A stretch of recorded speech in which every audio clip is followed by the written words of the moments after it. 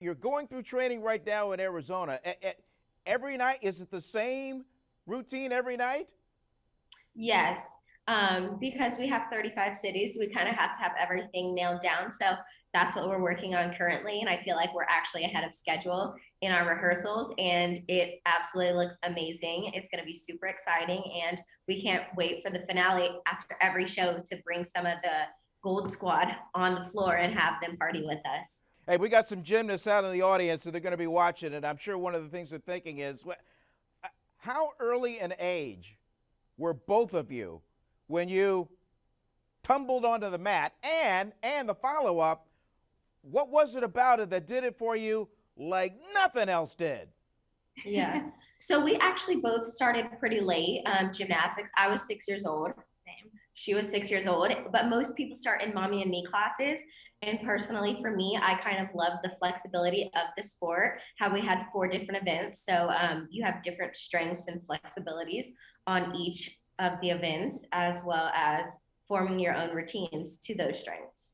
For me, I was really, really hyper, and my parents couldn't control me. So they wanted to put me in something that I could let all my energy out. And I guess gymnastics was that sport I should be doing, and it just stuck with me. And also, I mean, the different types of things that everybody was doing, it was pretty cool. And I was like, oh, I want to do that. Like, they look like they're superheroes, basically. Yeah. Hey, tell the truth. You probably had so much energy in the house, your parents were like, oh my God, let's get her in gymnastics to kind of tax some of that energy. Yeah. Yes. Well, for me, my parents have actually never really heard of gymnastics. My mom's from Belize, so it's kind of unheard of. But mine was actually a daycare field trip. We were supposed to go to the oil ranch in Texas. It started raining, so they were like, let's go to the gym down the street. And so that's where they took us on our daycare field trip. And I just started copying the big girls in the back.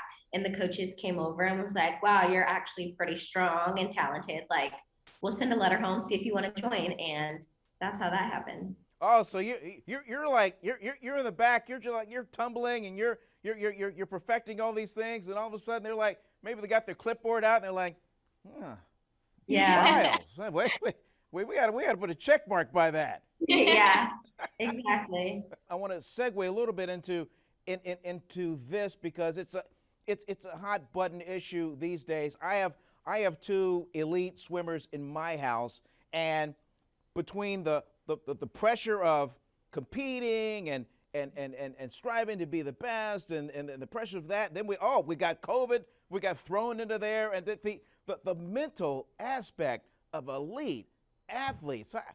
How do you handle it, and what is the best advice you can give to some of these gymnasts and elite athletes out there watching? Just speak out.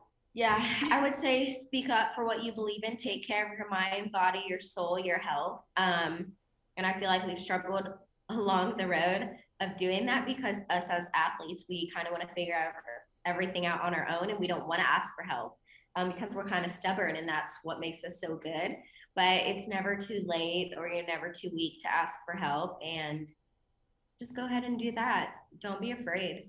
Simone, I must ask you, being the best at this on the planet, can you go to the 7-Eleven? Can you go to Safeway, shop in the produce section, or do you have to wear those oversized like glasses and the hat and go incognito? What is life for you like? I mean, life is definitely crazy, but I feel like I've adapted over the years since I've been kind of on that global scene. But yes, I can go to the mall, I can go to the store. I might have a couple stops and take a couple pictures and autographs here and there, but I can definitely get through the store. It just takes me a little bit longer than I want to sometimes. This is one of my favorite ones, and this is for the both of you. When was the first time you realized you were famous? Okay, honestly, for me, it was after 2016 when we came back to the States.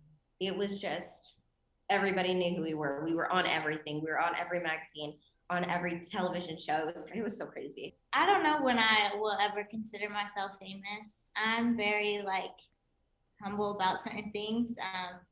Right now, even in this moment, like I still don't consider myself famous. So I don't know when that's gonna happen. We'll see. Yeah, but I feel like she definitely acknowledges the recognition she gets. Yeah, like I do love how people are like, oh my gosh, like you're Jordan, yes, this, that, and the other. But when it comes to like the famous part of things, I'm like, Yeah. I still feel like for us it's weird. Like we're just gymnasts. We did our thing Yeah. and then just move on. Jordan, you know when it's going to happen? It's going to be happen when you're whistled down for speeding. The officer comes, Jordan, do you realize how fast? Whoa! Can you sign this for my wife? That's We get perks here and there. yeah, right. Here and there, they might give us a little. Simone, that probably happens to you all the time, huh? Only once. Oh, okay. Fair enough. Fair enough. Fair enough. Well, hey, couple more and we'll get out of here. First of all, where do you keep the gold and the silver medals? Where do you keep them? I keep mine in a safe. My mom is the medal keeper.